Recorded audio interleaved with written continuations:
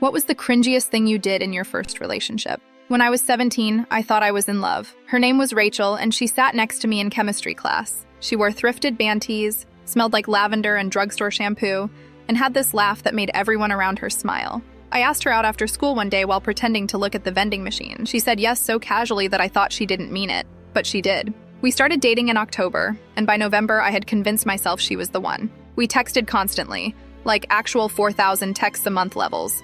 I made her playlists with dramatic titles like Soundtrack to Us and Rainy Days with You.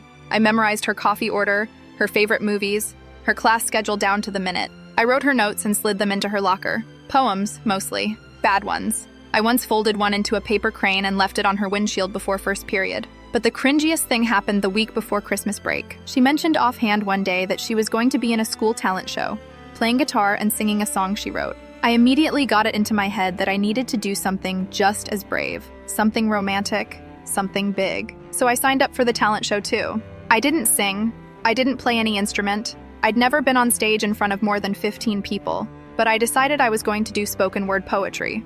Not just any poem, one I wrote for her. It was called Starlight Girl, and it was about how she made the world brighter and how I saw galaxies in her eyes. I practiced it in my room with a flashlight pointed at my face like a spotlight. I had no stage presence, no rhythm, no plan B. The night of the show, the auditorium was packed. Rachel was sitting in the third row with her friends, completely unaware of what I had planned. She gave me a thumbs up when I walked on stage. The lights hit me. I froze. Then I started. My Starlight Girl with constellations in her soul, you orbit my thoughts like Saturn's rings. It was 3 minutes of cosmic metaphors, cringeworthy rhymes, and voice cracks. I forgot a whole stanza halfway through and tried to improvise a line about her smile being a solar flare of joy.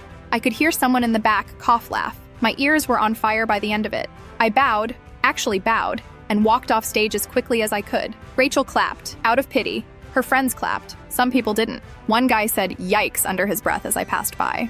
After the show, Rachel hugged me and said it was sweet. But she had that look, the one people get when a dog brings them a dead bird. I knew it. She knew it. We broke up in January. She said it wasn't about the poem, but I think it kind of was. Or maybe it was the 100 other smothering things I did in the name of romance. A few years later, I found the notebook I used to write all those poems.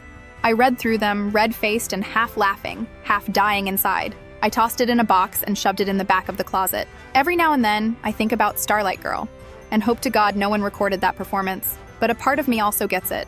I was just a kid who didn't know the difference between love and obsession yet.